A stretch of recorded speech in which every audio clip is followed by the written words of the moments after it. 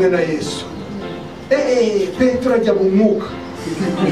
Uyu ndavuga uyu mwuka nyine ruhanze. Ajya mu mwuka ati yajya mbega ibintu byiza.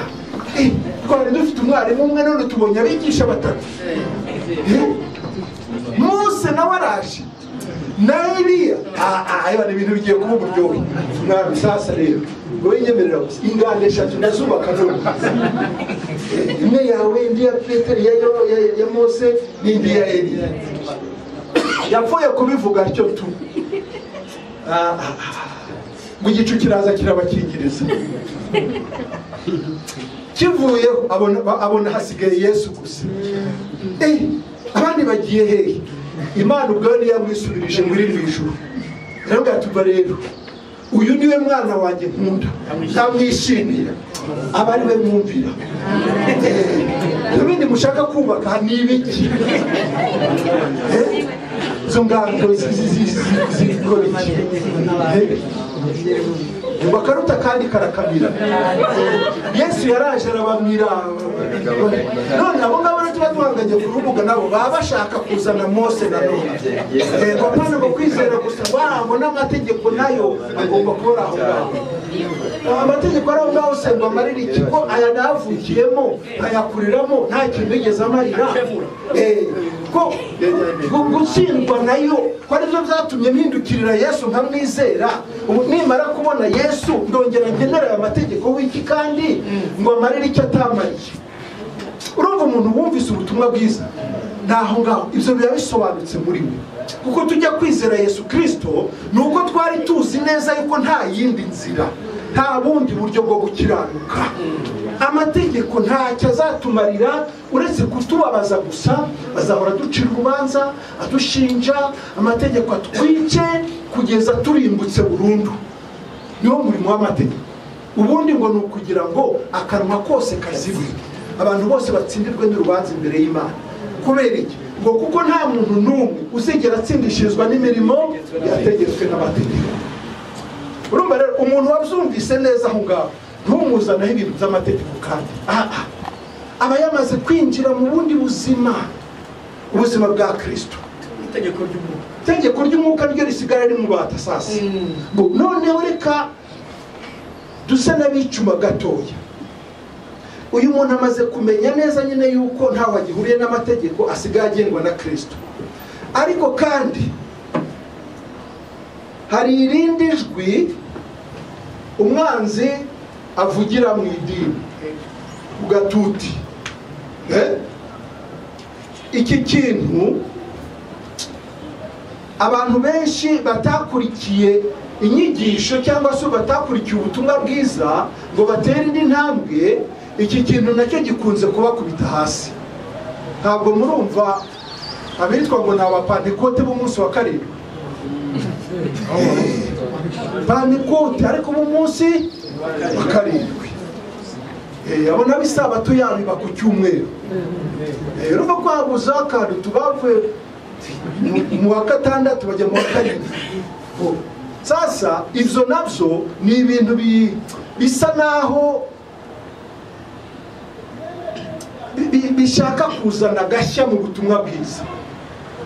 Kandi koko ubateze amatwi nanone wabyumva, ariko wabyumva nyine kubera kutazi be neza. Icyo bavuga ni iki? Baravuga batumva rero ntabwo agakiza, ntabwo kwizera bikuraho kubaha Imana, kandi kubaha Imana ni ugukurikiza amategeko yayo. None rero niba ijambo ry'Imana rivuga gutya, natwe tugomba kugenda dutya nk'uko ijambo ry'Imana rivuga. Mbese wumva umuntu avuga nabi kweli? Ijambo ry'Imana riravuga gutya irihe. Icyo tuzi cyo ni kimwe twebwe mu bantu basobanukiwe cyangwa bamenye bumvise ubutumwa bwiza, bahishuriwe Kristo neza. Icyo tuzi cyo ni kimwe, nuko twebwe tutakiri abacu ngo twigenge. Iki kintu yaba cyumvikanaga we. Twebwe twaraguzwe kandi twaguzwe igiciro kingana iki? Ikinshi nka miliyoni zingahe? wagihakaye gaciro ubugingo bw'Imana. Icyo twaguzwe ni igiciro kitagira akagero kuko gihwanye n'ubugingo bw'Imana. Icyo nicyo twaguzwe, ngo kugira ngo bigende bite, ngo kugira ngo twe kuba bacu, kugira ngo twe kwigenga, tuba bundi ari we Kristo. Uwo nguwo iyo twinjiye muri B, iyo twinjiye muri B tubeshwaho nawe. Iri jambo tubeshwaho nawe. Nta bundi bumenyi biriya Eric yavugaga ahangaha we ngo nambaye ngo bigenze ukuntu nta kumenya icyiza n'ikibi muri we, ntunzanira ibindi ngo ariko ngo urabona ngo nibi ngibi navyo wowe urabimbwira kandi wowe urabimbwira kandi. Twaguzwe igiciro kugira ngo tube abundi, kandi uwo wundi uvugwa si uwundi n'uwo nyine watuguze, ni Yesu Kristo watuguze ubugingo bwe. Iyo turi muri we rero, aho ngaho umwanditsi w'Abaheburayo aravuga ngo tuba turuhutse imirimo yacu yose. Muri iki kintu tuba turuhutse imirimo yacu yose. Bivuga iki? Bivuga ko tuba tutakigendera ku byo twebwe twibwira.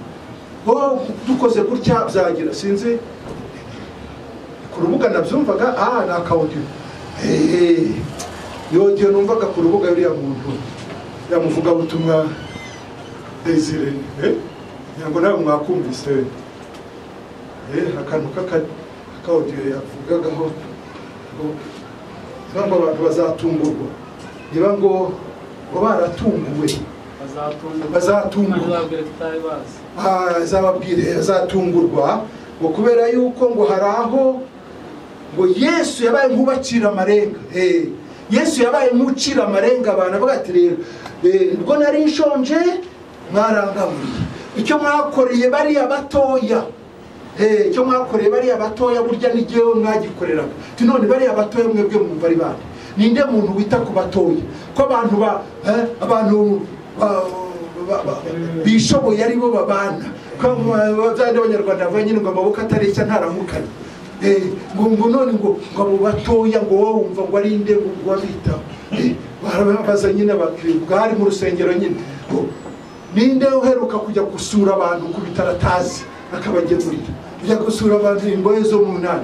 Urumva hari utuntu idini risa naho ricometsemo, bifite ishusho yo kwera, ibintu bisa naho ari imirimo myiza nyine. Uko yageze naho avuga ati murabizi Tabita buriya ntabwo yazuwe n'ikiriyo cy'abo bapfakazi, yazuwe n'imyenda ya dose, ibintu yakoze. Avuga nde undi hari nde undi nawe nani niko deba uriya ariko hari undi hano uriya Cornelio nawe amaturo yawe n'imikiza amasengesho yawe n'amaturo n'imirimo myiza wakoze zazamukiye kuba urwibutso imbere y'Imana. Turumva ikintu gitumye Imana yibuka n'ibyo bikorwa bye. Sasa iyo bigeze aho ngaho rero ngenda abantu ntibasimbutse ishuri kweli. Twari igihe barabona abanyeshuri bajyaga bafuronda amabilete, furonda noneho wari mu wa kabiri ukimukira mu wa kane kandi utize uwa gatatu. Numva rero hari abavuga ubutumwa nabo wumva ukibaza uyu muntu yumvise ubutumwa bwiza cyangwa se hari ishuri yasimbutse.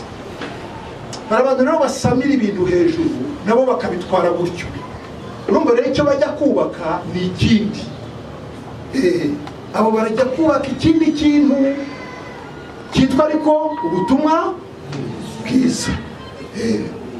Ikintu cyitwa ubutumwa bwiza kubera iki? Uko kiravuga kwera twerejwe muri Kristo, biravuga abakiranutsi kandi babiheshejwe no kwizera Yesu Kristo gusa. Urumva icyo kintu giteje ikibazo mu itorero rya Kristo. Ariyo mpamvu ngira ngo twumve neza esprit cyangwa se umwuka aba bakozi b'Imana batubanjirije bandikishije cyangwa banditse ibi bintu icyo bashaka kuvuga. Uku kwizera dufite nta handi tugukesha uretse mu gukiranuka kwa Kristo. Noneho arongera aravuga ku murongo wa 2 ati ubuntu n'amahoro bigwirire muri mwe mubiheshejwe no kumenya Imana na Yesu Kristo umwami wacu. Umva, ubuntu n'amahoro bigwirire muri mwe mubiheshejwe no kumenya. Ubuntu n'amahoro bigwirire muri mwe mubiheshejwe no kumenya umwami wacu Yesu Kristo. Kumumenya gute? Ninde utamuzi? N'abayisilamu babaje bakubwira ati Yesu turamuzi, ariko bamuzi bati bamuzi n'intumwa Mwene Mariya. Okay, ngo kuko imbaraga z'ubumana bwayo zatugabiye ibintu byose bizana ubugingo no kubaha Imana, tubiheshejwe no kumenya neza waduhamagarishije ubwiza bwe n'ingeso nziza. Ngo kuko imbaraga z'ubumana bwayo zatugabiye ibintu byose bizana ubugingo no kubaha Imana, tubiheshejwe no kumenya neza. Kumenya neza waduhamagarishije ubwiza bwe n'ingeso ze nziza. Imbaraga z'ubumana zatugabiye ibintu byose bibasha kuduhesha ubugingo no kubaha Imana, tubiheshejwe no kumenya neza. Kuko utamenye neza ushobora kujyana umwotsi kandi usize umuriro. Ukajyana Yesu kuko wumvise bivugitse neza kandi ari inzira y'ubusamo, yewe ushobora no kukugeza ku nyungu zawe, ukagenda ariko wagera imbere ugakubitwa na dayimoni ikubaza iti uwo Yesu uvuga ko tumuzi na Paulo nawe ko twamwumvise, wowe urinde wowe. Kuko ujyanye ibigambo gusa, ujyanye izina rya Yesu kandi ntabwo umuzi. Niba unamuzi ntabwo umuzi neza. Erega hari abantu batamuzi neza, hari abantu batazi neza Yesu. Ngo ibyo aba ari byo bituma mugira umwete wose kugira ngo kwizera mukongereho ingeso nziza. Uyu ni Petero. Mwe Yesu yabwiye ati Petero uramunda? Ati nawe ariragira intama zanjye. Petero rero nyuma yo kubona yuko hariho abantu bagenda ukundi bitwaza amagambo gusa ya Yesu, ariko kandi amagambo atagaragaza neza kumenya Yesu Kristo, aravuga ati abantu bitwaje kwizera gusa, abantu bavuga ko bizeye kandi ngira ngo urabizi uri umugabo wo kubihamya. Buriya na ba Blesse na Mugire tugitanga ubutumwa bw'iradiyo butangaje. Nakubwiza ukuri, hari igihe twambaraga n'amasaha ngaha tuvuye kuri radiyo tukicara tukaganira ku iki kintu. Uyu Yesu utabasha guhindura ubuzima bwacu, yaba ari Yesu wubi. Bambwira bati ibyo ni idini uri kuvuga wowe. Uravuga idini kubera yuko idini niryo ryigisha imirimo myiza, ibikorwa byiza, kureka ibi, kugira gutya. Oya, ntabwo ndi kwigisha idini, ni wa wundi Yesu nyine muvuga nanjye mvuga. Ariko kandi uyu Yesu niba atarigeze aduha ibibasha kuduhesha ubugingo no kubaha Imana, ubwo kwere yaba ari Yesu udafite imbaraga zibasha kutugabira ibyo bintu byose biduhesha ubugingo ariko kandi bikaduha no kubaha Imana. Yaba ari Yesu ubuhe? Kuko wahuye na Yesu, mwahuriye he? Bigenda bite? Icyo si ikibazo umuntu yakwibaza. Iyo wumva Yesu umwumva ute? Nk'umuntu umubwiwe cyangwa nk'umuntu umubonye cyangwa umuhishuriye? Kuko iyo tuvuga Yesu ntabwo tuba tugira ngo abantu bumva amagambo gusa tuvuga. Tuba dushaka yuko bibonera Yesu, bakihurira n'uwo Yesu turi kuvuga. ariko uramubwira ngo bahure nawe utarigeze uhura nawe. Wowe bakwakirije Yesu, bakubwiye kuza kwakira Yesu imbere, we bakubwira ko gusubira muri aya magambo ari byo bituma ukizwa. Kandi ako gakiza ntikabaho. Ntabwo dukizwa kubera ko twasubiye mu magambo, wapi. Dukizwa umunsi twahuye n'umukiza.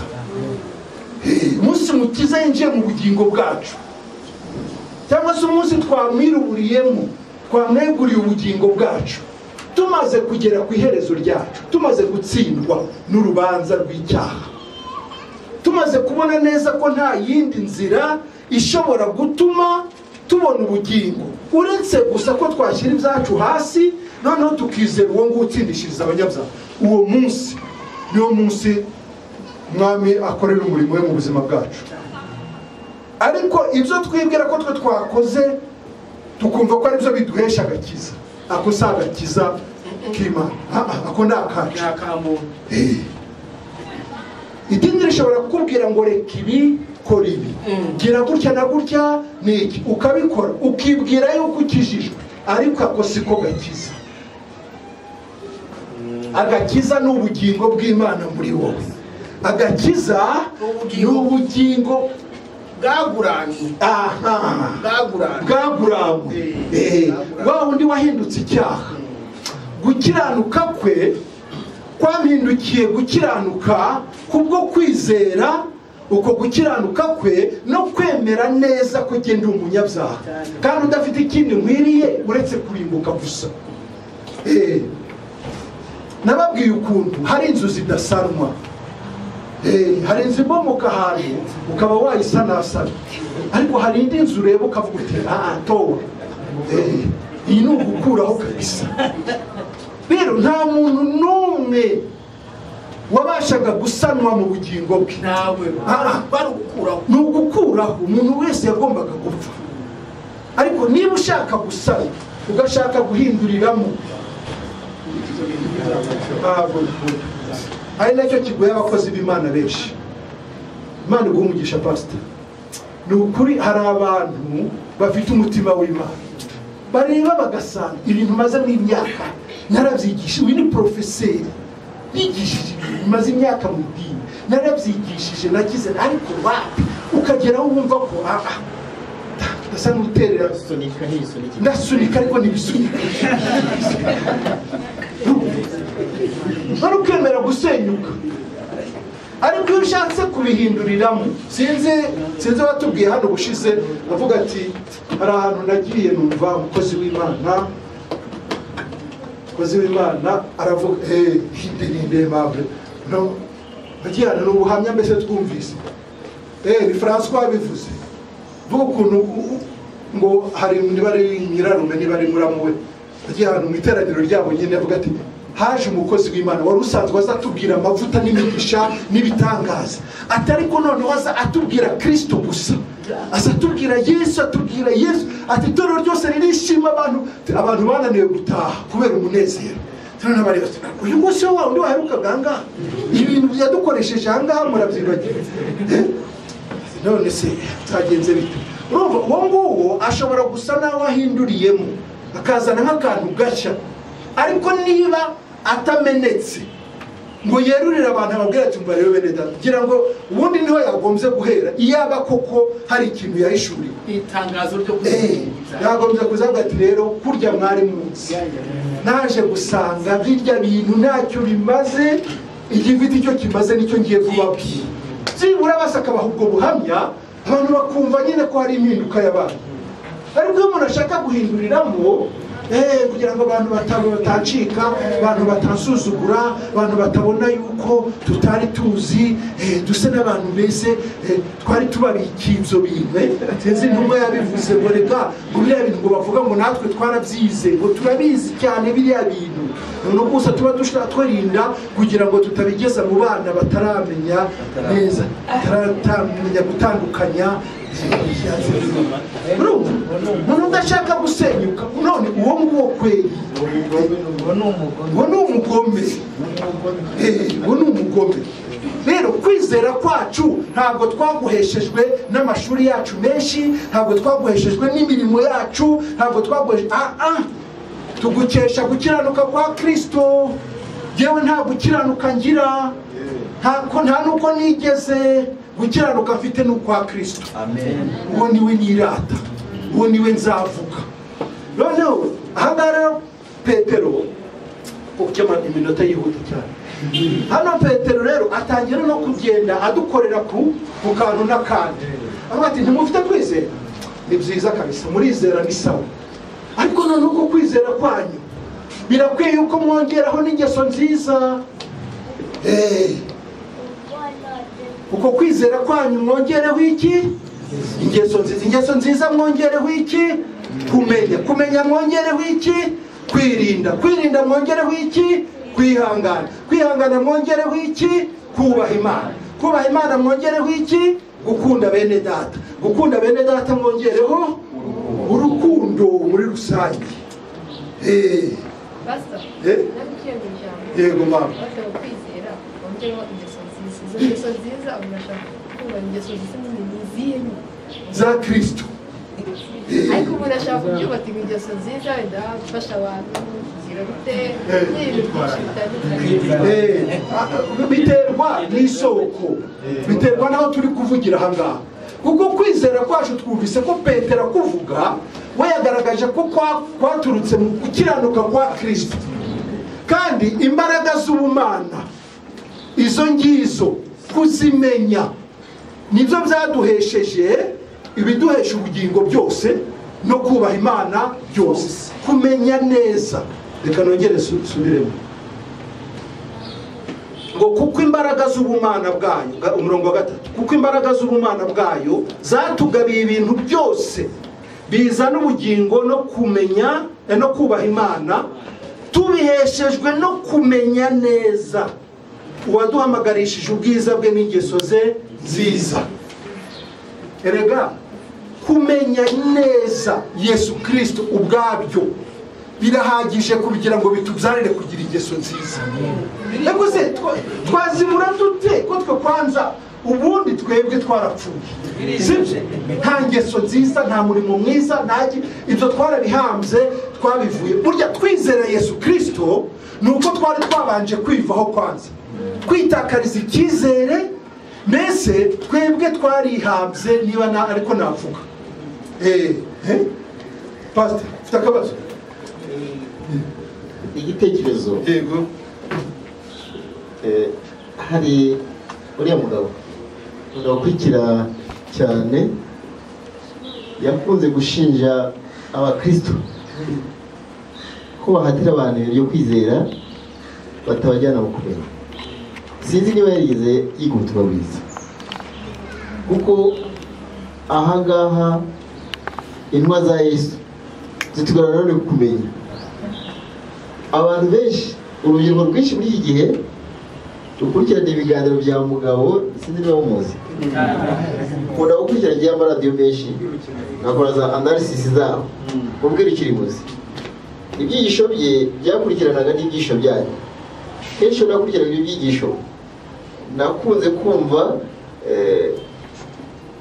yumvisha abanyarwanda ko baguye mu mutego wo kwizera ibintu bidafatika, bitazwi. Ariko mu by'ukuri agakiza twahawe na Kristo karasobanutse neza, karamenyekana iyo umuntu ashatse kukiga. Urakoze cyane, Imana igumugisha. Ubundi bose bavuga kumenya, ariko kumenya iki? Abaze mwanyibukije mugabo rwose uvuga ngo ntabwo twaremewe kwizera, ngo ahubwo twaremewe kumenya. Kumenya iki sasa? Kumenya iki? Kubumenyi hanze ahangaha aribwo bwisha abantu. Filosofi. Kumenya ubundi twebwe mu byo twihariye no kumenya kwacu kurimo. Ntasugira ngo Adamu ntiyarazi icyiza n'ikibi kweli, ariko twihana twebwe twihanye no kumenya kwacu. uko twita kwiza n'ukubi byose twarabyihariye. Erega ntabwo ari twe tukiriho wa mugani wa Pawulo, ni Kristo muri twe. Uyu nguyu rero waduhamagarishije ingeso ze nziza. Erega kumumenya neza n'ibyo yakoze byonyine birahagije kugira ngo bireme kwizera muri twe, birahagije kugira ngo bireme urukundo muri twebwe, birahagije kugira ngo tube souple, tube abantu boroshye babasha kumva neza icyerekeza tujyanamo. Kandi niturwana nabo ntituraduta kuko twe ntabwo turiho, aho tujyana naho ngaho. Niba twarumvise neza ubutumwa bwiza, reka dukomeze. Warubajije neza ari mushiki wawe, izo ngeso nziza zaba zitandukaniye hehe n'izo bariya bo mu madini bigisha cyangwa se batubwira? Ntabwo ari ingeso nziza zacu, ni ingeso nziza za Kristo, kandi mu izo nizo yaduhagarikisha. Izo ngeso za Kristo n'izindi biragoye kugira ngo uzi detaye cyangwa uzivuge. Idini ryo rishobora kuzikubwira neza. Ingeso nziza ishobora seminari twarize cyane hano hanze. Rero niba ushaka kugira ingeso nziza, jya ubanza uze usuhuze, uramutse abantu usanze mu rugo. Noneho nibagukubita urushyi ibumoso uhindure rw'iburyo. Ugutwara ikugenza kilometero kimwe mureke mujyane bibiri. Ukwambura ikanzu we n'umwitero nawe awujyane. Ibi bintu kandi byose bivuye muri Bibiliya. Ugomba kubana n'abantu bose amahoro, ugomba kugira ngo, ariko ibi ngibi wigishijwe urwo rutonde ntawe. Ndakubwiza ukuri, ibi ni ibintu bidashoboka, kandi ni n'ibintu bituma ahubwo n'imbaraga z'Imana zidakora. Kuko aha ngaha ni wowe uba wapanze ibintu sasa, ngiye kubigenza gutya, ngiye gukora ukuntu. Ariko muri Kristo Yesu ni ukubaho iki ubuzima bwe.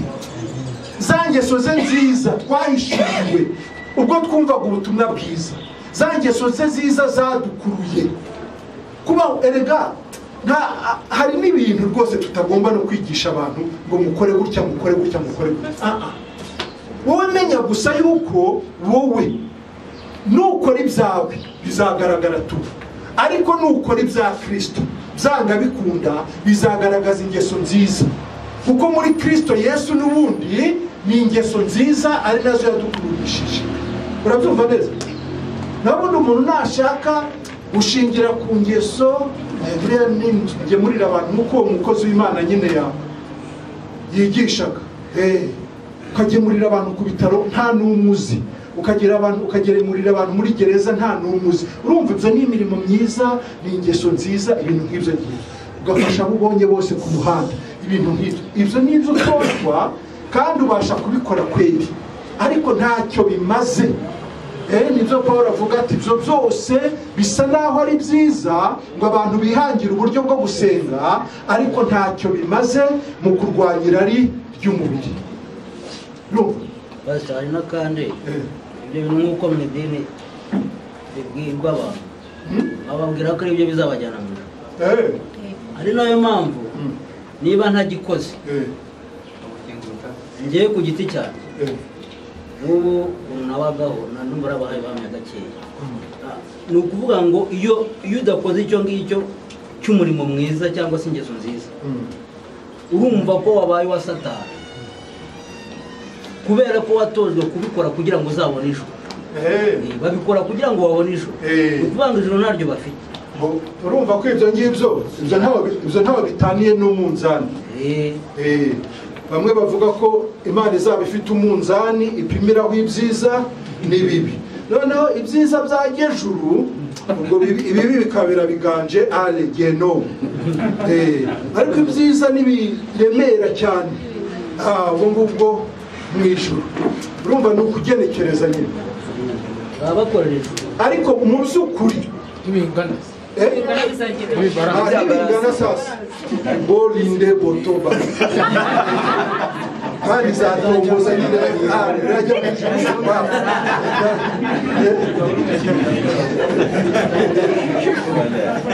cyangwa ukoresha igiceri wabo tombola sasa ahantu muhumve neza bene data buriya hari ibintu twenda guhurizaho nabo mu idini kuko niba ari ingeso nziza nabo babasha kuzibatoza. hano ejo bundi se nimwumvise umugabo utubwira ukuntu abenshi tutari muhari hari kwa kane atubwira ukuntu bari ahantu ngo batoje injangwe n'imbeba kubana ku buryo imbeba ibiri aha n'injangwe iri aha zigasomana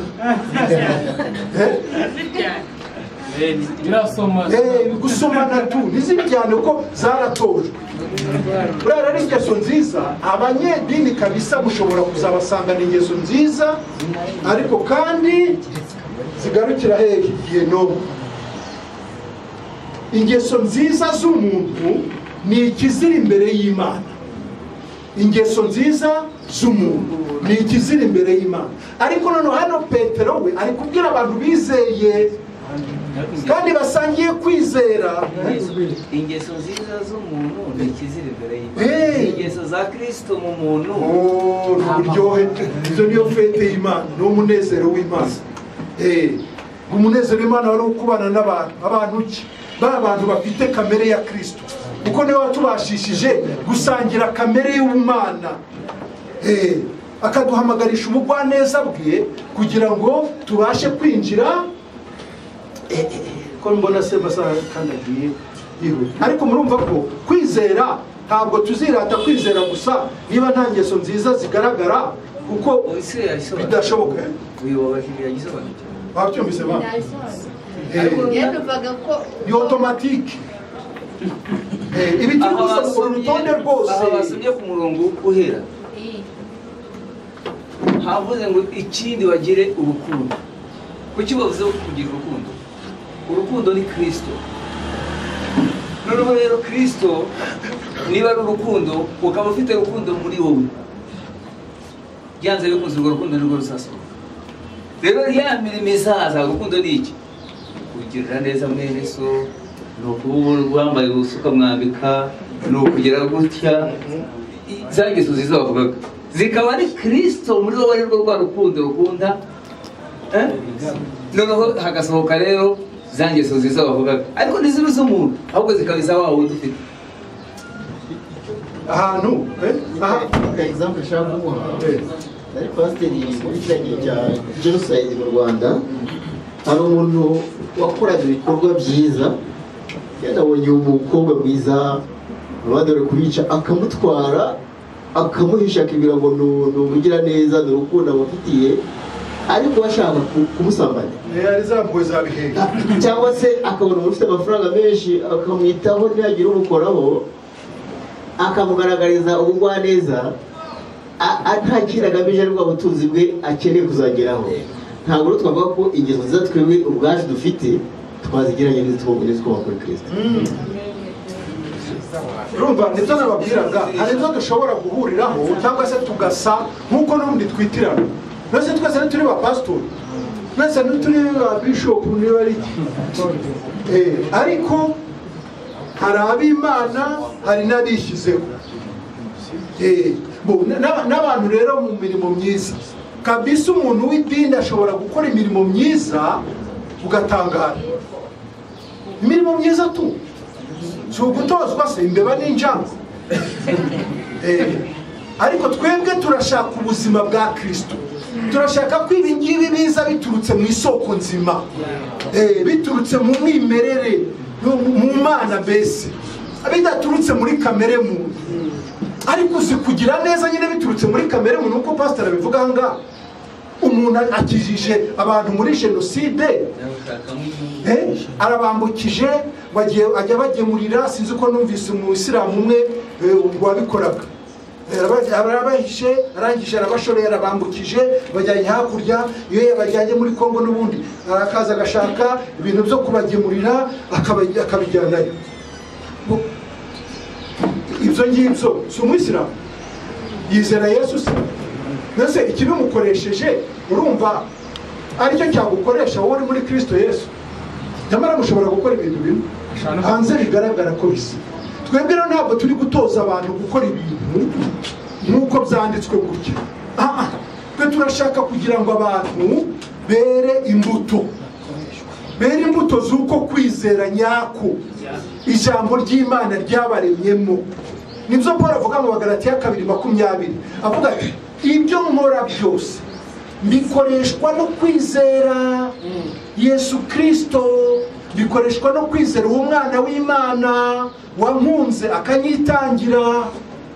Ntabwo ari jyewe, si imipango, si gahunda niha, si iki, ndakoreshwa.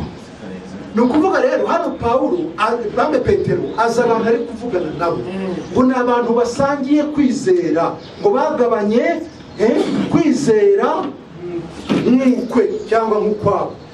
Noneho twihuse ku murongo wa 9 navuga ngo kandi rero utagira ibyo aba ari impumyi ireba ibiri hafi gusa, akibagirwa yuko yejejweho ibyaha bye bya mbere za kera na kwe. Aha bishatse kuvuga iki? Urumva umuntu wirata kwizera gusa, ngo twebwe twarizeye, ngo twizeye ubutumwa bwiza, ngo twarakijijwe, ngo dufite ubugingo buhoraho, bikagarukira aho ngaho. Niwe Petero avuga ngo atuwo nguwo aba ameze nk'impumyi itareba ibiri imbere, ibonera ibyo aho ngaho gusa. Ko hari abantu hano hanze n'abapfubaho niwe mu butumwa barabuvuze cyane hano, ko nta n'umwe uzarimbuka. Kubera iki? Kuko Yesu Kristo yaje ari igitambo cy'ibyaha kandi yapfiriye abantu bose. Bivuga ngo icyaha cyose cyarahongerewe. Ibi bintu ngo atari byo kwera. Ese ni Yesu ntiyapfiriye abantu bose? Mbona se ntiyapfiriye ibyaha by'abantu? Mbona se icyaha cya kamere Imana ntiyagiciriyeho iteka? Ariko aho bageraga bagakwama ni ukwizera Yesu. Bageraga ku kwizera Yesu bakavuga ngo izo ngibyo muri intumwa ngo nazo zari zitarasobanukirwa ubutumwa bwiza, ngo nibo bazanye. None se na Yesu nawe bari babyivugiye ngo umwizera wese ahabwe ubugingo buhoraho, kweri wumva nawe yari yaracanganikiwe. None bikivangaho kugeza ubwo bahimbiye Bibiliya nyine amacuho bati Bibiliya ntabwo ari ijambo ry'Imana, irivuguruza ibintu nk'ibyo ngibyo. Ariko urumva ko ari ahantu baba bashingiye hasa n'ahasobanura Yesu yapfiriye bose kandi azira ibyaha bya bose. Imana nayo ikira ibyaha bya kamereho iteka. None se uyu muntu ararimbuka azira iki kandi Yesu yarishyuye umwenda w'icyaha? Urumva ibintu bidasobanutse kwe. Ariko ubabasha kumva ibyo ngibyo ngo ni impumyi ireba ibiri aha ngaha gusa, itabasha kureba ibiri kure, kandi ikibagirwa yuko yababariwe ibyaha bye bya kera. Ibyaha bya kera byababariwe n'urwo rupfu nyine rwa Yesu Kristo. Gupfa kwa Yesu Kristo niko kwaduhesheje gukiranuka, guhinduka abana b'Imana. Gupfa no kuzuka kwe sino twita ubutumwa bwiza, sibwo ubutumwa bwiza. Ibyo nibyo byatugize abana b'Imana. Ariko bandi abizeye bizeye kubera iki? Bizeye yuko bisanze badashobora kugira ikindi bakora cyatuma badapfa, noneho bituma bizera. Ntabwo ari ugupfa kubyatura gusa mu kanwa ngo ndizeye ngo birarangiye. Umuntu yizera iyo yageze ku iherezo ry'inzira ze. Ntibakababeshye umuntu ugifite ibyo yibwira, umuntu ugifite inzira ze, umuntu ugifite ukuntu ubwo ntashobora kwizera. Yasohoza umuhango gusa wo kwitaba cyangwa se kwemera ibyo bamubwiye, ariko kandi ntabwo ashobora kwizera nyako kubasha kumuhesha ubugingo. Petero wa 2 nsoza, rwandiko rwa 2 rwa Petero igice cya 2 umurongo wa 20 haragira hati niba kumenya neza Yesu Kristo umwami wacu n'umukiza twarabateye guhunga bakava mu by'isi byonona maze bakongera kubyiziringitirizamo bikabanesha, ibya nyuma byabo biba birushije ibya mbere kuba bibi. niba kumenya neza Yesu Kristo umwami wacu n'umukiza kwarabateye guhunga bakava mu by'isi byonona, urumva ikintu cyatumye bahunga? Bamaze kumenya neza Yesu Kristo umwami wacu. Kumumenya gute? Kumumenya w'iki? Kumenya ko uyu nguyu ari we waje gucungura abantu mu byaha byabo. Kumenya yuko nta yindi nzira ibaho ishobora guhesha umuntu ubugingo uretse Yesu Kristo. Umaze kumumenya neza, ibi ngibi bigutera guhunga. None se mwumvise yuko abantu b'i Samariya bari bageze ahantu batangira kurya abana babo kubera inzara. Bumvise ko muri Siriya ibiryo byabonetse, ntabwo barundumukiyeyo. Umaze kumenya neza yuko iwawe hahiye, nta kintu wese ugomba gukizwa n'amaguru, nta guhunga. Wumvise ko ugarijwe n'urupfu. Abantu rero abenshi mu bitwa abakristo none ntabwo babwiwe akaga k'icyaha, ntabwo bigeze babwirwa ingaruka z'icyaha. Niyo mpamvu bagerageje gukora imirimo myiza yatuma Imana ibemera. Ariko iyo bamenya neza yuko igihembo cy'ibyaha ari urupfu kandi nta yindi nzira, n'aba ngaba bishyigikiriza amategeko bagombye gushyira hasi bakavuga ati rero niba ari ugupfa basi dupfe nanone birangiye, kuko ibi bintu ntabwo bishoboka. Ariko ikibazo ntibemera ko bidashoboka. Burya umuntu ujya kwizera Yesu Kristo nyabyo ni umuntu uba yarangije kumenya ko nta yindi nzira, nta bundi buryo, nta n'ikindi wakora kugira ngo Imana ikwemere, ni uko wemera gupfa gusa, noneho ubuntu bw'Imana bukakuzura. Amen. Dukeneye kubaho, ariko apana ubuzima ubwacu bwo bwarapfuye, nta buzima dufite. Ariko muri Kristo hari ubuzima, kandi ubwo buzima burafatika, ubwo buzima buragaragara. Ntabwo uzanyigisha kwihangana nihanganira umubabaro, kandi umwuka w'Imana ari ukorera muri jye, ari umpata kuvuga ubutumwa bwiza. None ngutangire kunyigisha uburyo bwo kwirinda. Uramenye mwene data buriya bashobora kukumerera nabi kubera nkuko bajya batugira inama nyine. Hari abapastori tujya duhura hano hanze tuziranye n'inshuti zacu kuva kera, ibyo bintu wabiretse kwera. Kuri kwiteranya n'abandi bakozi b'Imana, wowe kwanza ntuzamenya n'uguhitanye, ngo ari abayisilamu ukubita hasi, ari abarokore ugakubita hasi. Ibintu byo mu ngubu wowe kwe waretse ibyo bintu. Ese urumva atari inama nziza kwe? Y'abagome. Ariko ushyize mu gaciro wavuga atari ba Paulo bose bajugunywa mu nzu z'imbohe bagakubitwa kugira ngo hari icyo bumva. Muzasome igice cyose cya 11 cy'Abaheburayo. Bapfuye banezerewe bahimbaza Imana, kandi ngo n'abatera abahanuzi ba kera bapfuye batarabona ibyasezeranijwe, ariko kandi bapfa banezerewe kuko hari icyabakoreshaga. Hari umwuka wa Kristo ngo wabahataga mu byo bavuga. Rero natwe nituba muri Kristo koko, apana ibi bintu by'amagambo. Ubu ngiye gusoza, ndasoza mvuga nti niba koko tutabeshya abantu cyangwa tutarashutswe n'utugambo twiza twasomye muri Bibiliya, tutarumvise inkuru nk'abandi bose, ubuzima bwacu buzagaragara tu. Hari umukobwa Gadi no Gada Rafa aramuzi, basenganaga kuva muri Rema iriya, sinzi niba Rafa yamwibuka. Twari twaramwise Nzabagaragaza. Buri cyumweru buri materaniro nyine agahanura, avuga mu ndimi ati nzabagaragaza. Tumwita Nzabagaragaza. Rero natwe ndababwiza ukuri, muraseka ariko ibi bintu nyamara birakomeye. Mureke kudutera imijugujugu y'ubusa. tubeho. n'uwari ugifite akantu kandi k'igisigisi yari asigaranye n'iki, shyira hasi, kuko hano hanze ndababwiza ukuri hariho abantu bavuga ibintu neza no kuturusha, ariko kandi ibintu bidafite icyo bimaze. Kuko ushobora kuvuga neza ariko umunuko ukuvamo ugatuma ibyo uvuga babica amazi. Ngo bariya guhangura abantu ngo byararangiye, bariya nta kibazo, ukora ibyo wishakiye tu ntacyo. Ibyo bintu mwabikuye. Ninde waba ari muri Kristo akagibwaho n'umugayo? Uwo mugayo uvuye he? Uvuye kuki?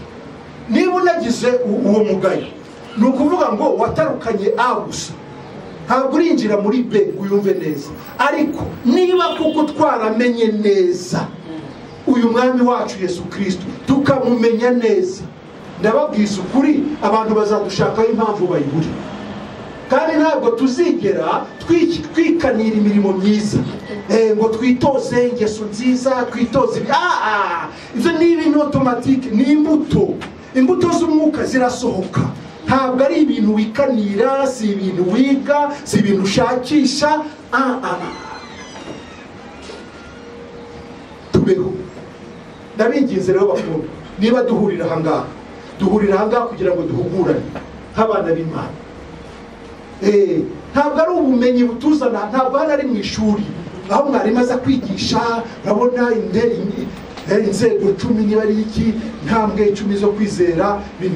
Ntabwo ari ibyo bituzana ahangaha, si ubumenyi bwo kugira ngo tujyane ibintu mu mutwe gusa. Tuza guhugurana, tukibukiranya iby'iwacu.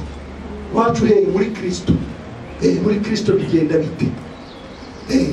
Two tuntu tw'ifurumba twawuzana kadusiga hariya, noneho hano tukazana umutima urimo ubusa, Kristo gusa akaba ari we wubaka icyo abona gikenewe mu buzima bwacu. Twungurane, buri wese hano afite impano yahawe n'Imana, muze duhure dusangire, buri wese atanga icyo afite muri we, ariko kandi nzabagaragaza. Nuzanuka cyatsi ukadukubita ibibindi, ariko hano hanze tukumva indi mpumuro. Tuzavuga turya mwene data rero ari kudushyushya gusa, ariko kudutera igipindi Yesu wacu. Rumva hari abacu nabo dusangiye ubugingo bwo muri Kristo Yesu. Iki kintu muri kucyumva, ariko ndi kumva hari ahantu ntarakora, hari aho ntageze neza.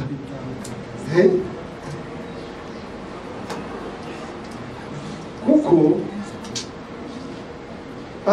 ndakubwiza ukuri, hari abashobora kurahura umwotsi basize umuriro. Kumva ko wamenye byarangiye, wamenye ko agakiza twagaherewe ubuntu, kwizera Yesu Kristo bihagije kugira ngo biduheshe ubugingo buhoraho, nawe ukabijyana ukabibwira abandi. Wanareba nabi ukabirisha kubaka ubwami bwawe nawe ahantu, nawe ukaba mwarimu. Yakobo ati mwirinde ntimukababigisha benshi, kuko muzabibazwa, muzahana ibihano biruta iby'abandi nimushaka kwigira abanajyuha. Ubu ngubu icyitwa ubutumwa bwiza, ndababwiza ukuri, n'ibyo mutarabona n'ibyo mutarumva muzabyumva. Ubutumwa bwiza hano hanze bugiye kuba kimomo, bugiye kuba nka wa munyu wabunze, none ugasigara witwa ivu. Hari abantu bitwaje ijambo ryitwa kwizera, ariko Petero ati kwizera mukongereho ingeso nziza muzongereho kumenya.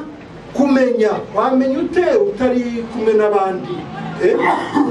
Ngubu hari abantu benshi ari nacyo kintera impungenge cyane. Hari abantu benshi batwumvira kuri radio gusa, bagatwumvira kuri radio, bakubakira kuri ibyo gusa, twivugira kuri radio basi, ariko utari mu mubiri gusangire na bene data. Wakurute kwe, wakuzwa na biriya tu. Nyamara hari uwabyumva kuriya nawe akabitwara akajya kubivuga ahandi kuriya n'iki, ariko agasa n'utwaye umwotsi n'ubundi asize umuriro. dukeneye ubuzima cyane kurenza amagambo. Mana idufashe tubeho muri Kristo Yesu, tubeho. Hari ufite ikibazo? Subije inde?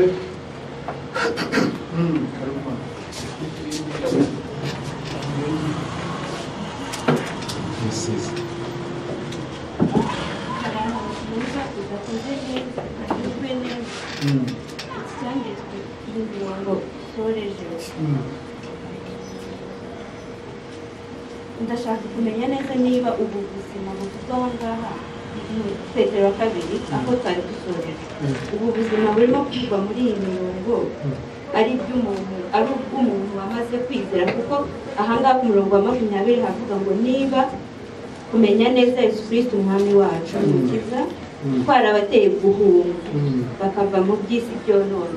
Ni ukuvuga ubu ni ubuzima bw'abantu bizeye, kandi tuzi neza ko kwizera umuntu wese wizeye Kristo nk'umukiza we aba avuye mu rupfu ageze mu buzima. Noneho ndibaza ukomeje ugasoma iyi mirongo harimo haravugwamo ibintu by'ubuzima bubi bw'umuntu wasubiye inyuma, imibereho mibi cyane. Noneho ndibaza umuntu wizeye Kristo ashobora kubaho muri ubu buzima kandi yarahawe n'ubugingo buhoraho, cyangwa se ubu ni ubuzima bw'umuntu birashoboka ko umuntu ahabwa ubugingo akabuvamo?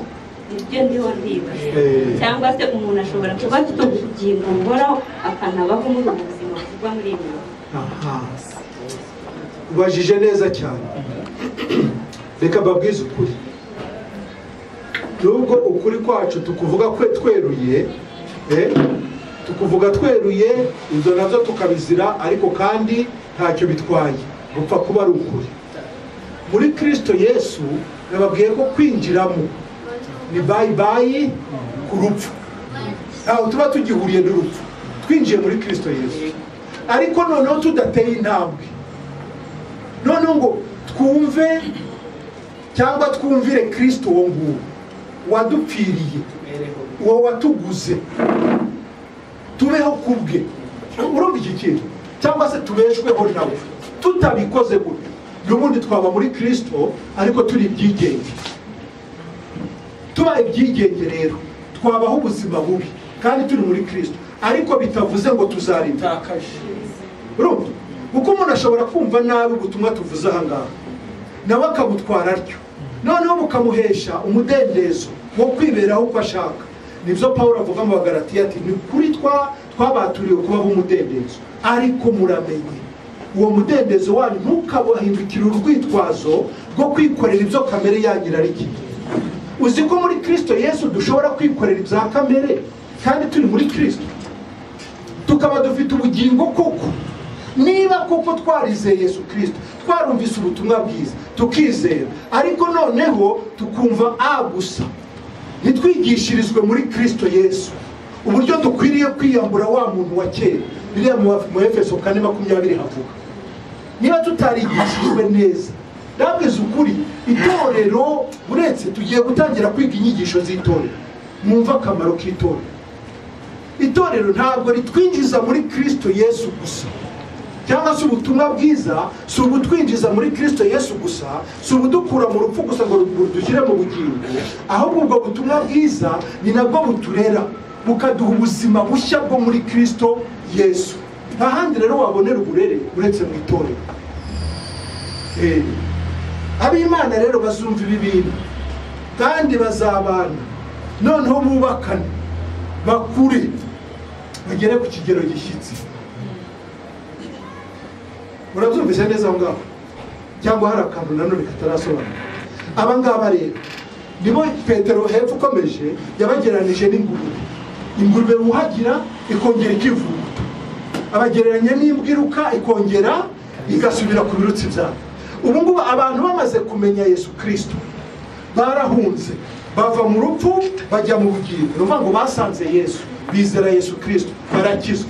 Ariko bageze hariya, ni nk'uko abantu Abisirayeli bavuye muri Egiputa bakagera mu butayu, bambutse inyanja itukura, urupfu barusimbutse, nta kibazo bagifite. Ariko bageze mu butayu ngo batangira kwibuka ibyo muri Egiputa.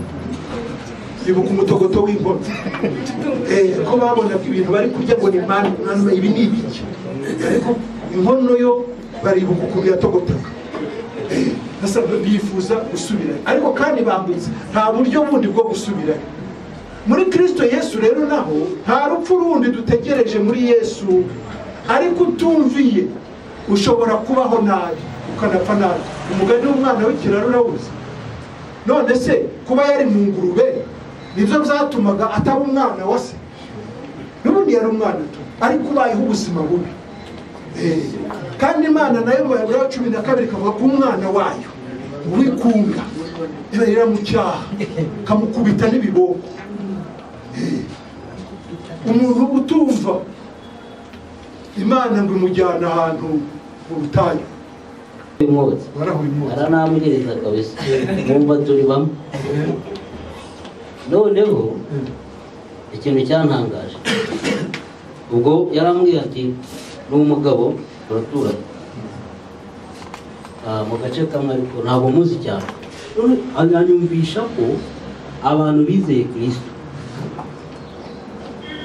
bakwiye kubaho mu buzima iby'isi batarebaho. Urugero arambwira ati nturabiye perime yawe, nari mfite akazi ariko narakaretse. Se kubera iki? Yari umumotari. Ati buriya kujya muri koperative uwagiye mu kinyamaswa, urumva? Arambwira ati ubu ngubu ndwaye umugore abana ntabwo twivuza. Ibyo bintu pastor nta mituweli najyamo. Ati ubu ngubu ngiye ndizera abana banjye bagakira, sinajya kwibuza kuko bari abantu ubwenge bwiza ngo nibwa yanyamaswa yo mugabo ngo buriya bwenge bwigwa. Pastor mfite ubuhamya ko ushobora kuba mu buzima busanzwe warize ubuganga. Noneho ngo buriya bwenge ni ubw'inyamaswa. Buno bwenge buva mu mashuri ugahera mu wa 6 primaire ukarangiza ukajya secondaire ukarangiza ukiga lisansi ukayirangiza bya bindi. Ngo biriya bintu ntabwo ari iby'Imana n'iby'abantu, ni ibyo mu isi. Ngo noneho ngo umuntu uri muri ibyo bintu niba ndwaye nkasanga umuganga akamvura, muri make nasanze Satani. Nimba ngiye muri koperative nkiyunga n'abandi nkagira icyo ngeraho, naganye ya nyamaswa kuko leta ninshaka ishaka amafaranga yo gutera ikindi gihugu bazayakura muri koperative mbamo, noneho mbe mbaye urumva umuntu atarahuye umwotsi. None umuntu warahuye umwotsi avuga ko yizeye ubutumwa bwiza koko ijoro yazaritaha. Ako kantu rero nicyo kibazo nanjye navugaga, kumenya neza uwizeye Yesu. Ese koko yinjiyemo, njye navuze abinjiye muri Yesu cyangwa se abo Yesu ari mu bugingo bwabo, abavutse ubwa kabiri. Ntabwo mvuga abantu bumvise amagambo bakayatwara gutyo, kuko hari umuntu ushobora kwitwaza amagambo yumvise. Murabizi abanyacyanguvu bazi ko aribo bantu ngo bamenye ubutumwa bwiza kuva kera.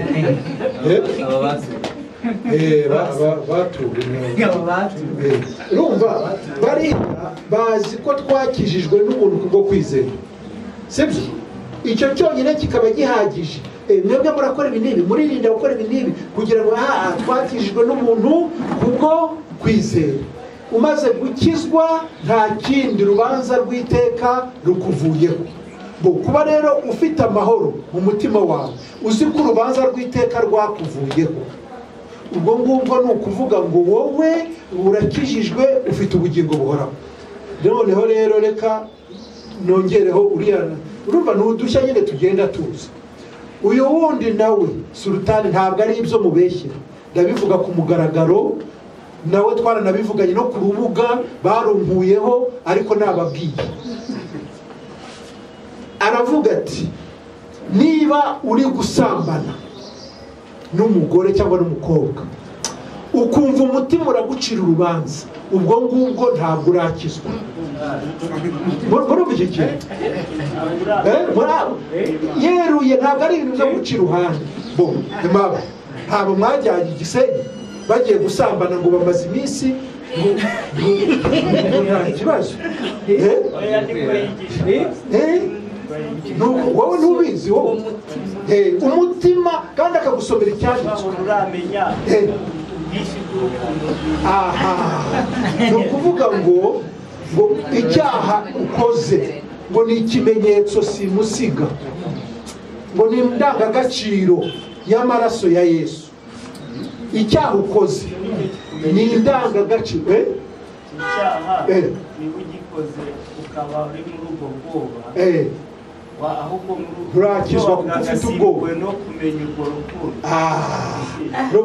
noneho wamenya urwo rukundo ugasamba ukiba ugakora ibibi ntabwo aba ari kubibigisha kubikora basanzwe babikora ahubwo niba bumva urwo rukundo muri kiriya gihe cyo gusenga agasenga asa n'aho asaba imbabazi atumva imbabazi z'Imana ko zimuri ntabwo arinjiramo nyine ubwo se babikoze ku bana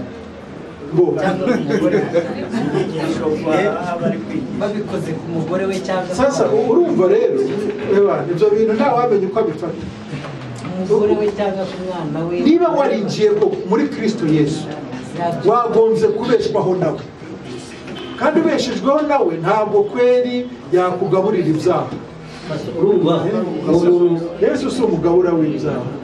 urumva ko kantu tubwiye uwo mugabo ambwira yaravuze ati niba uri uwa Kristo ubeshwaho nawe, anyumvisha ko nimba yanarwaye akwiye gukizwa nawe. Wowe ni injiji. Nyine bariya bandi nyine ngo badushinja ngo twebwe ngo leta iratuzi ngo twemerana ngo dufite naho dusengera ngo turi mu idini dufite ubuzima ibintu nk'ibyo ibyo ni ubujiji tuni. Ngenda cyumva ariko njye naracyumvishe kabisa kuko ari nicyo namusigiye. Noneho niba uriho wumva icyo kintu neza bavuze kurahura umwotsi ni wa muntu nyine tugeze ufata icyagafasha, sibyo? Niba yafashe icyatagombaga gufata n'ubundi azajyana icyo yafashe kitari cyo, ariko uwafashe niho tuba tuvuga aha ngaha uwafashe igifatika.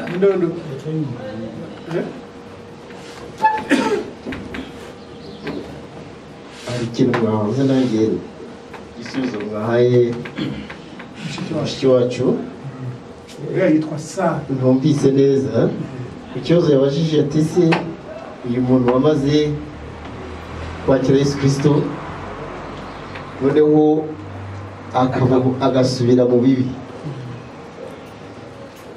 aba agifite ubugingo buhoraho?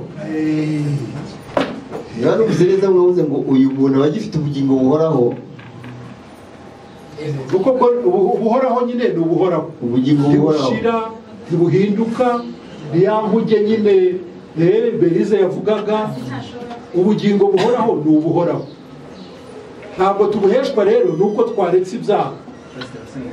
ubugingo buhoraho ni ubwa Kristo, ariko we ubugingo bwe yabushubije mu byaha. ubwo bugingo ni aho ngaho ikibazo cyo ntabwo nawe nkuko byaracecetse sinzi niba yabyumvise neza nanjye ntabwo nabivuze. Reka twivugane ufite abana sibyo? Umwana aramutse abaye ikirara mu rugo rwawe ntakore ibyo abandi bana bashobora gukora cyangwa ngo uwo mwana yaba ikimurira? umwana wanjye ariko gukora amakosa avuye kirara ntabwo ngira ngo ikimugira umwana wawe nuko nyine ari umwana wawe uhuje amaraso. none uyu muntu yari umuntu wa kamere, bivuga ngo mu buryo bwumvikana ko yari umuntu wa Satani, yakira ubutumwa bwiza, abaye umwana w'Imana, yemeye kuba umwana w'Imana bikurikije uko yumvise ko yamenye. none avuye mu kumenya asubiye mu bibi. Kumenya iki? Kumenya iki? kumenya Yesu Kristo. nakubwiye hagati y'uyu muntu hagati y'uyu muntu hari ikimuhuza kugira ngo yitwe ko yabaye umwana w'Imana. Ni amaraso, ni amaraso ya Kristo Yesu yamuhinduye kuba umwana w'Imana. Nibyo ndabyemera kandi noneho aya maraso yamuhinduye kuba umwana w'Imana. Hari ikintu yasabwe mbere y'uko yitwa umwana w'Imana? None se hari icyo yasabwe kugira ngo yoye kwitwa umwana w'Imana? Noneho rero nicyo gituma nahereye mu rugo rwawe ndakoza ngo umwana wawe aramutse akoze ibitakunezeza cyangwa se akabikirara nka wa mwana w'ikirara akakwigomekaho, ikigira umwana wawe nta maraso. Buriya hari abana barererwa iwawe bakurira iwawe ariko ntibitwe abana bawe kandi babaye mu rugo rwawe. ariko umwana uramukosora adakosotse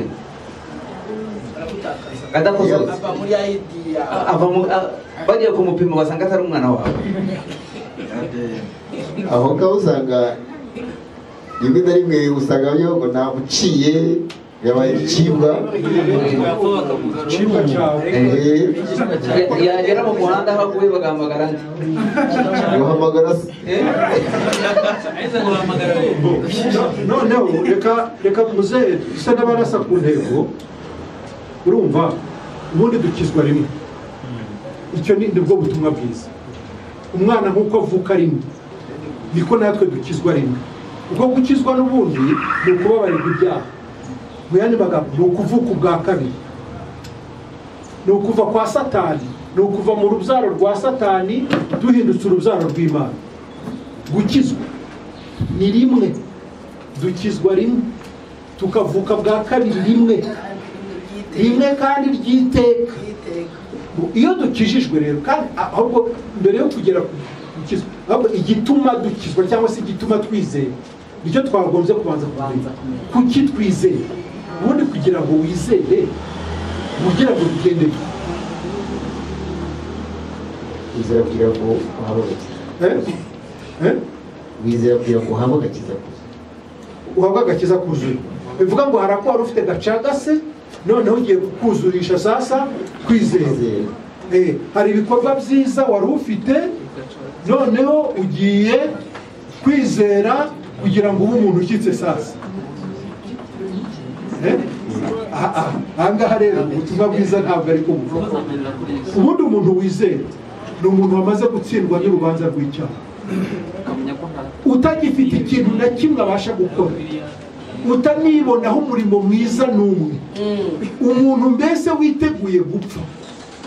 Umuntu wizera ni umuntu uba yamaze kwakira urupfu muri we. Ubundi uwo niwe wizera.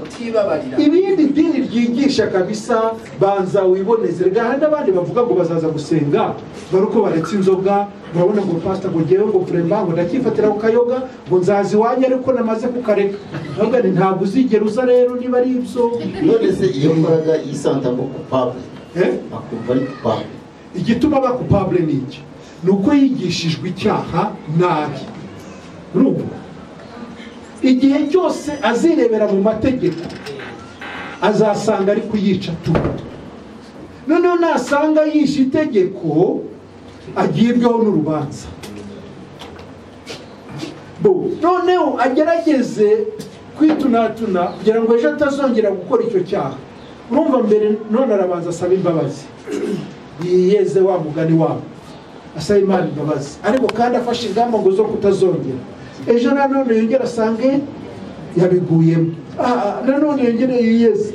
Ejo bundi aho niho bamwe bagera rero bakavuga ati tu reba ibintu ntabwo bishoboka kabisa. Ariko nangwa n'ubu ugeze aho ngaho abagiye kwinjira ahantu heza. Ikibazo ahantu kiri, ikibazo kibazwa n'abantu babiri. Abantu bemera ko ari abanyabyaha, ariko hari n'abandi bameze nk'uriya musore muri Matayo 19 bemera ko ari abakiranutsi. Nyine nibyo bita ngo agakiza nikuzuye bazakuzurisha ku isi. Rero mujye mwumva ababaza, hari ubariza mu mirimo myiza ariko hari n'ubaza ifite ikibazo cy'imirimo mibi. Rero aba b'abanyamirimo myiza bo mu madini urabona niho tuharereye. Bara ntibizera rero. Ikibazo bara ntibashobora kwizera. Iyo wigisha ubutumwa kuko atazi icyaha icyo ari cyo ashobora kukumva cyane. Bariya bundi ntabwo bizera. Rero iyo turi kuvuga ubutumwa bwiza iyi mirimo myiza nayo atarasobanukirwa ko ari ikizira imbere y'Imana. Ikibazo ubundi utarapfa ntushobora kwizera kandi uzi narakubwira ati narayubahirije kuva nakazuba. Haleluya. Amina.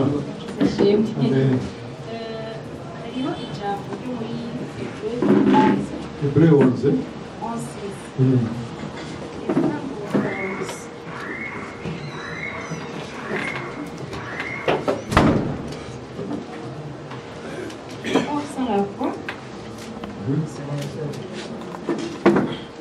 Hebreu 11:6 avuga ngo ariko utizera ntibishoboka ko ayinezeza kuko uwegera Imana akwiriye kwizera yuko iriho akagororera abayishaka ikagororera abayishaka ariko utizera ntibishoboka ko ayinezeza kuko uwegera Imana akwiriye kwizera yuko iriho ikagororera abayishaka. Kuri icyo kintu, kuri iryo jambo navuga ufite umuco ku cyerekeye icyaha. Nimba Imana abatayizera badashobora kuyihimbara, badashobora kuyihimbara, icyaha none mu bisanzwe ni iki? Ni ibikorwa cyangwa ni kutizera? Ubundi nyina w'icyaha nyine ni ukutizera. Ega ariko abantu bose bizera bahimbara Imana, ni ukuvuga ni abana b'Imana. Munini mbara abana b'Imana gukora icyaha cyangwa icyo cyo muri kamere wamaze kuba agayable ku Mana biragusubiza inyuma ko wakoze icyaha, ko watukanye, ko wakuye muri utwo twose ugenda uragwamo twa kamere, cyo bigukura mu kuko identité yo kuba umwana w'Imana. Ibyo ntibishoboka, nibyo turi kuvuga. Ibyo bikorwa twagusomye byo muri Pierre wavuze ko nimba twizeye twongera ko ku bwacu cyangwa ni ya Kristo adushoboza kubikora. Ubuzima bwa Kristo nyine muri twe bukura. Ubundi twebwe twagombye gutega amatwi tumaze kwinjira muri Kristo. Ubundi twagombye gutega amatwi. Bamugana wa Paulo wasengeraga amatorero bati icyo mbasabira ni ukugira ngo mugire ubwenge mushakashake murashe kumenya icyo Imana ishaka. Ubundi twebwe ikitugora no gutega amatwi. Ubundi ikitugora twebwe ni ugutega amatwi. Nuko ubundi twakagombye kubaho tubeshejweho tukumva icyo tubwira ubuzima bwacu.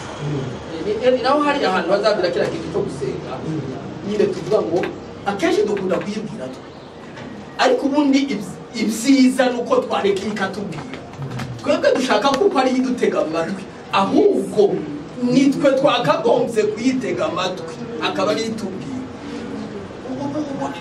Iki kintu yavuze na biriya bikorwa byonyine iriya mirimo ziriya mbuto zera abantu nyine batarizera bazita izabo.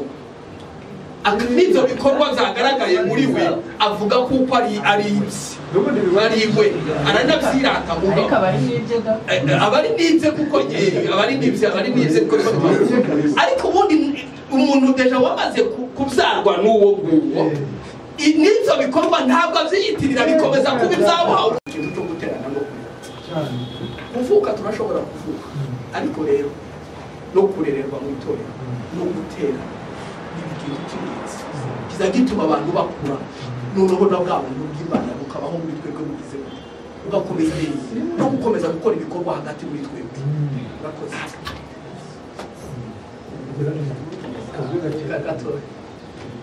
Icyo nashaka kuvuga iyo tumaze kumva ubutumwa bwiza mu by'ukuri usanga tugira urujijo. Impamvu tugira urujijo ni uko usanga dushaka gusubira aho twavuye cyangwa se muri kamere twavuyemo, kubera ko twabwiwe ko nidukora icyaha nyine Imana igomba kuduhana ikatugirira nabi. Iyo tumaze kwakira agakiza nubwo tuba twuje ko ari ubuntu ariko usanga ni hahandi dukomeza tugira urujijo. Kubera ko abantu bumva yuko wenda nyuma yo kubakizwa bakira ubutumwa bwiza wenda batazongera gukora icyaha. Niyo mpamvu Satani yakoze icyaha agira ubwoba, nyamara akirengagiza yuko Yesu yaje kugira ngo amubabarire iki, amubabarire icyaha cyangwa se ibyaha yakora. Niyo usanga iyo agikoze ahita avuga ati se ko nababariwe nkaba ncumuye ese bimeze gute, ugasanga ku kantu nk'ako ngako mu by'ukuri niko kamuteje urujijo. Ariko dusubire nk'Abakorinto ba kabiri ibice 5:19 bavuga ngo ko muri Kristo arimo Imana yongeye n'abari mu isi ntabicyoraho ibicumuro byabo, kandi noneho yatwikirije ijambo ry'umwuzuro. Ko muri Kristo arimo Imana yibingiye n'abari mu isi ikibabaraho ibyaha, si uko bidahari, si uko batabikora, ahubwo kubw'urukundo rwayo yatwunze na Kristo ibitubaraho, si uko bidahari. Ariko abantu usanga nyine icyo bakora nuko iyo agikoze ashaka kukibaraho, nyamara akirengagiza iri jambo rivuga yuko ko muri Kristo arimo Imana yongeye n'abari mu isi tabaraho icyaha. Ariko kubera ko aba atarasobanukirwa byinshi bijyanye n'ijambo ry'Imana, nta kindi kibazo cyo kwitangira ati akibaraho mu gihe Imana yamaze gutanga iki, yamaze gutanga isezerano.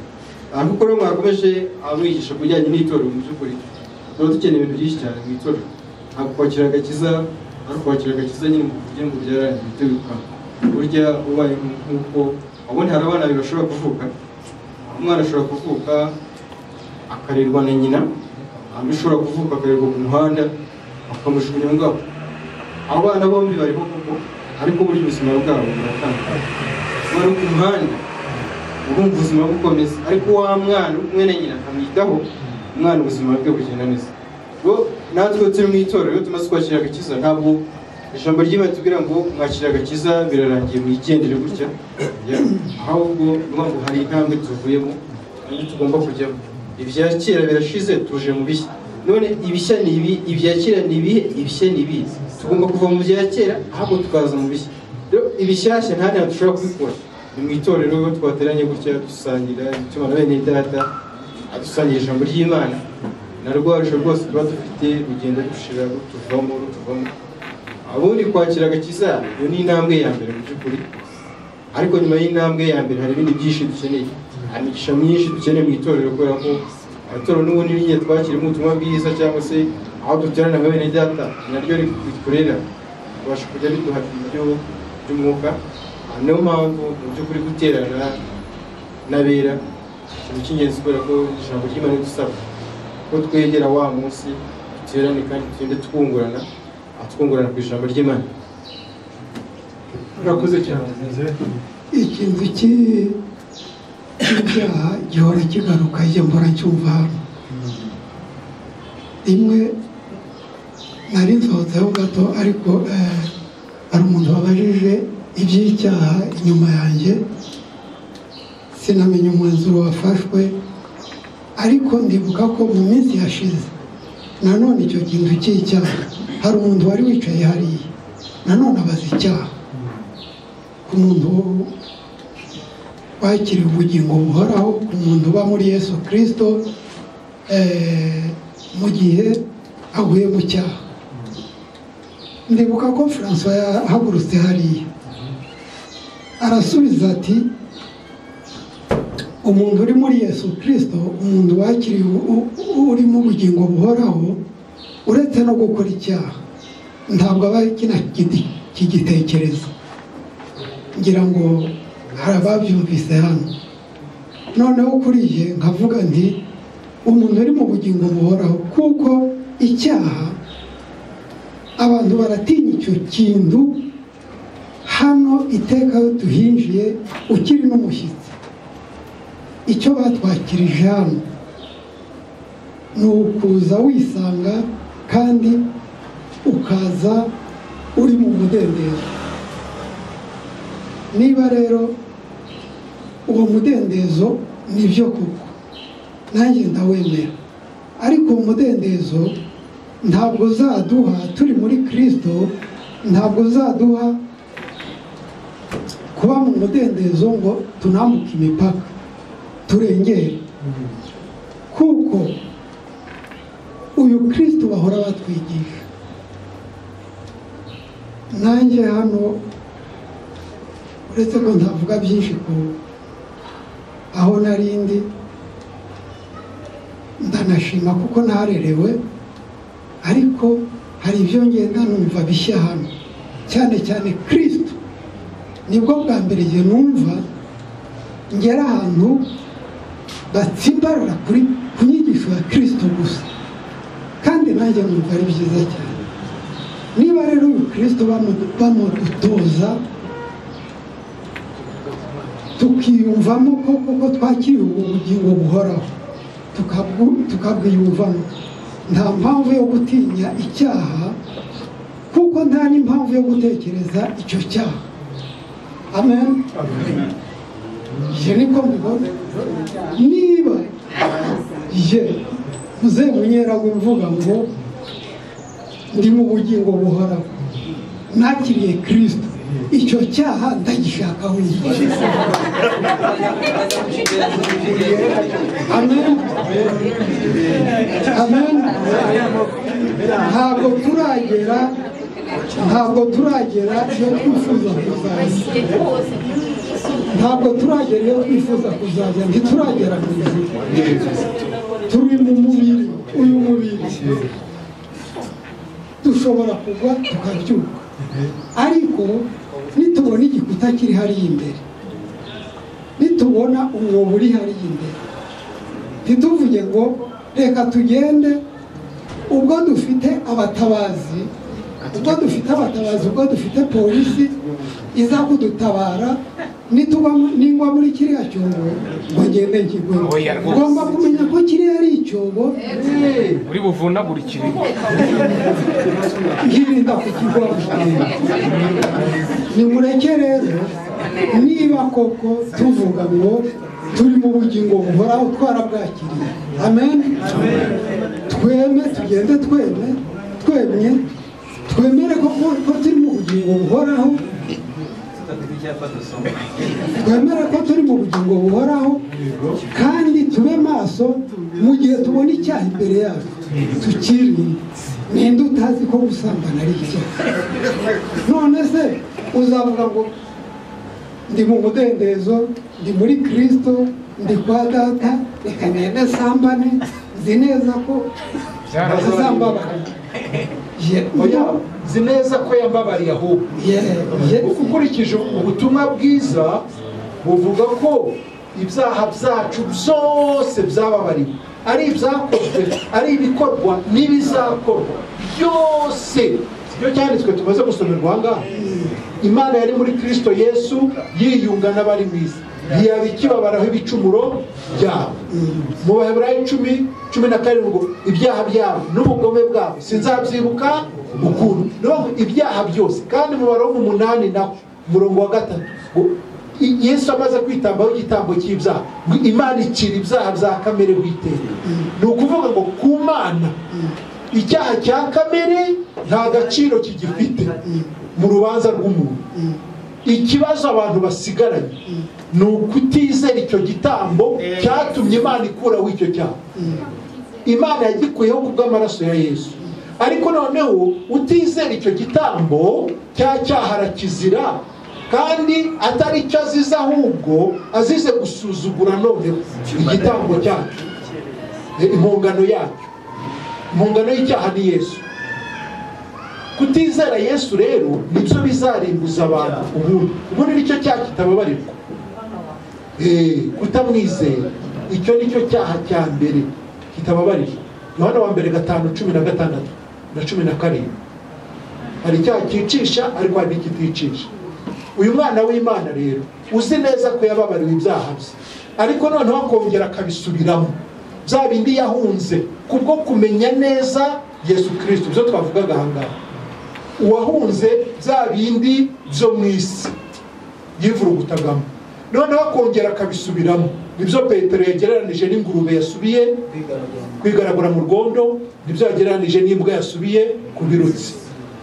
Mu by'ukuri uyu niba yaravutse koko afite ubugingo buhoraho, ariko nubwo afite ubugingo buhoraho, ni ikigoryi kiri aho kirya ikiboko cy'Imana. Kuko Bibiliya iratubwira ngo nta mubyeyi udahana umwana, umwana ukundwa arahanwa agakubitwa ikiboko kugira ngo ajye ku murongo.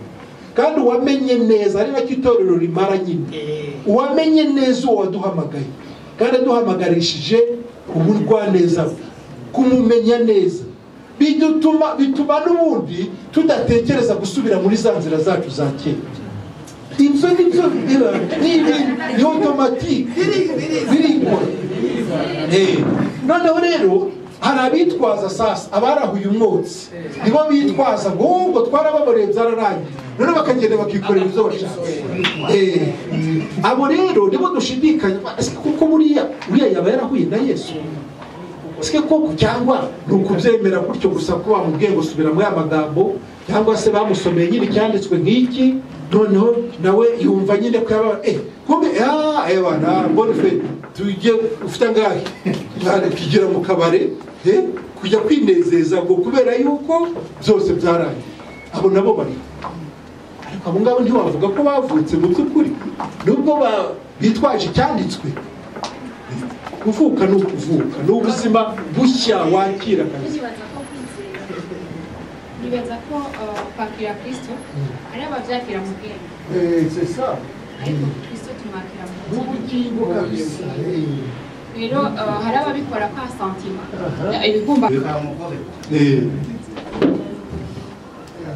akantu kameze nk'impuza n'ingobeko, urabona kariya rwa rugobe ruruba ifi, hari ukuntu kaba gafite akandi kantu gacometseho, niyo buryo iyo ifi ikariye ugakurura karafata ku buryo hari inyama gasigarana ifi ntibashe kuvamo. Akantu rero mvuga twariye twigishijwe kakatoroga ni akantu kamwe, ni gato ariko kabyaye ikintu kinini. Kwigishwa icyaha nkaho kiri hariya nawe uri hariya, ni ukuvuga ngo icyaha kiri hariya ku gikuta, genda hano nduwe.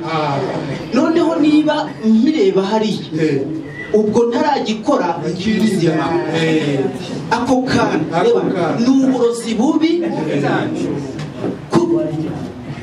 Kubona icyaha hariya utazi ko ari wowe cyaha, ubwo nibwo burozi bubi twariye mu idini butuma tutamenya icyaha icyo ari cyo. Aho ni naho ubutumwa bwiza buhera ubundi. Umuntu umuvugabutumwa nyawe atangira kukwereka kwanza uburyo wowe wangiritse ubwawe uri icyaha, utaranagikora uri umunyabyaha. N'umuntu ukubwiriza kubireka burya nawe ni umugome. Umuntu ukubwiriza kubireka ariko nawe ntabwo abazi umugome.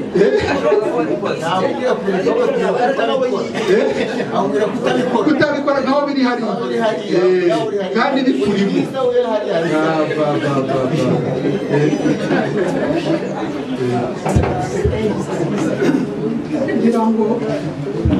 ngira ngo inyigisho twumva hano,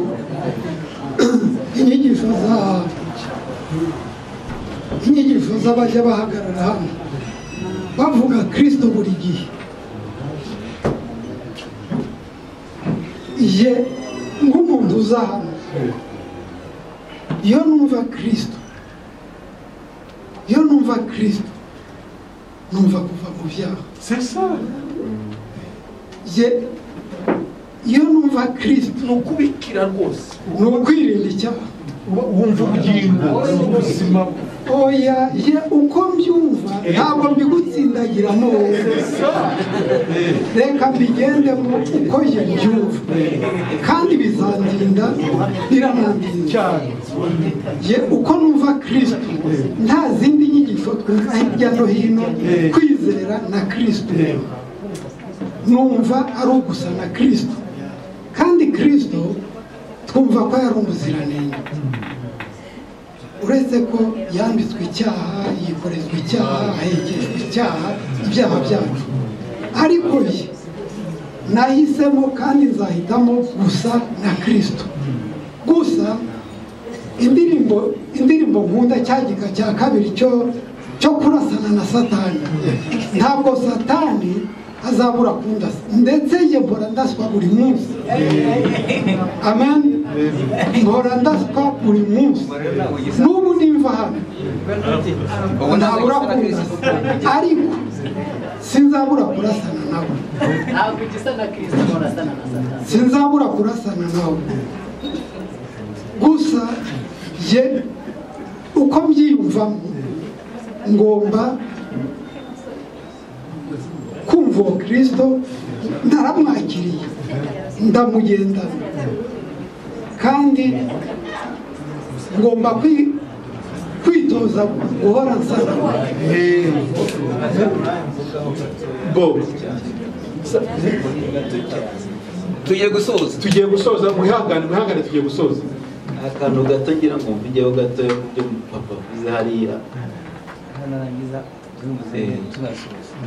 rwose ubundi mbere tukiri mu madini twari dufunze defanse yo kurwana n'ibyaha.